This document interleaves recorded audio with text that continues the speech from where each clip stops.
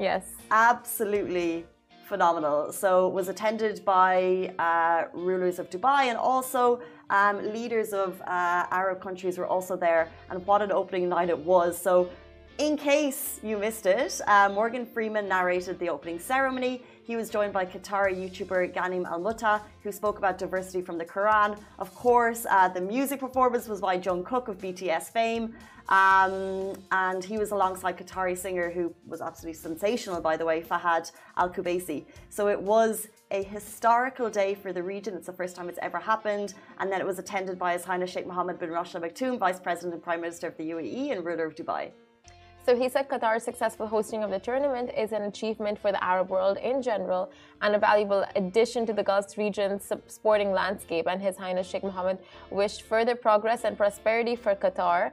And and then after that the games proceeded, and it was quite an intense game, no? Like first they shot the goal, then it was cancelled, and fans were just like, you know, a little caught off guard with that whole situation, the opening situation. I only watched the opening ceremony. I didn't watch the match. Typical. Yeah, it's typical. Take it from a football fan. Ali's insulted. I was too busy looking at the crowds. You know, I love a fan scene. I'm not too much concerned about it. It doesn't matter if it's like golf, F1. I just care about the crowds. I don't really care about what's on the screen. So typical. I saw the opening ceremony. I watched that with a fine-tooth comb. I was taking notes. Did you not hear my notes just now? I'll be watching. Which match are you looking forward to? Are there any that you're looking forward to?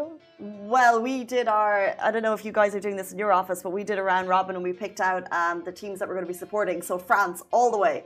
France. And you're Spain, by the way, because Simon didn't want to be taking part. Spain. I'm Spain, yeah. I'll honestly, like, for the fun of it, I will just say Spain. But honestly, deep down, I feel like I'm supporting England. Just because I want to see their reactions when they win. And I heard, like, you know, it's just like insane reactions when England wins. And then insane reactions when England lose. So either way, you know, England fans have my heart. Interesting. This FIFA. Just for the reactions. Well, I'm going to be going France. You can go England.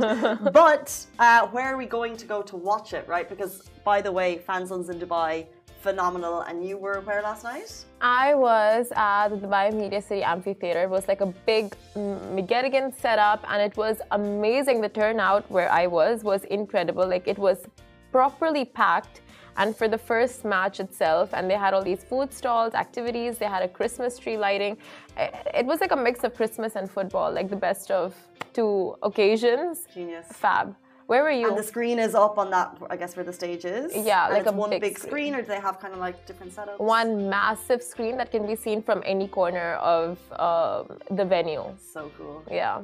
What about you? Where were you? I was down at Dubai Harbour, which is the official Budex FIFA fan zone. We were there with Adidas, but we got to see the whole setup, and it was so cool arriving there. And you just know that anyone who comes as a tourist and who does that experience is just going to be like, wow, because you can see Ain Dubai, it's at the water, you can see the whole, you know, that JBR skyline from a distance. It's just so slick, and the sun was going down. And it's just a phenomenal setup, like the screen quality and okay, so we're writing about this a lot, and we're writing about all of the places that you can go watch it, and each venue is like, you know, they're shouting about their screen quality, and as I write it, I'm not too excited about it because it's like 4DHK definition. Yeah. Seeing it in real life, it's phenomenal. It's a game changer. It's a game changer, and the lights were just like unreal. And they have it set up like there's loads and loads. It's a 10,000 person capacity venue. Oh, wow. Loads of foodie stalls set up. And then, by the way, within that, there's a nightclub. Within it, there's an Adidas fan zone. Go into the Adidas fan zone and check out, like, they have a store. They have a 3-a-side football pitch within the whole harbour. Like, oh my gosh, how big is the venue? It's amazing. Wow. And there's going to be performers the whole way through. Like, Freak was performing last night, Kanu was performing last night. They were within Adidas, but also just the venue itself. They've got like speakers to like rile up the crowd. Obviously, I wasn't there for the match, but you know what I mean. But like, I cannot even just describe in terms of like putting on an event for these 3 weeks. It's so slick. So whether or not do get out and just experience it, because I do feel like the World Cup is happening in Dubai, just the matches happen to not be here. Like, that's what it feels like. 100%. Like, you feel like every venue you go to, it's like, oh, all of Dubai is in here. You know, like such a crowd, such a turnout. And then you see stories, and then you, you know, I don't know, just hear about other venues being just as packed, and you realize, wait, Dubai, like, there are loads and loads and loads of football fans in Dubai. Like, just a couple venues is not enough. That's why every restaurant and bar in Dubai has just decked up for the FIFA World Cup, and you see like all of them going all out for this.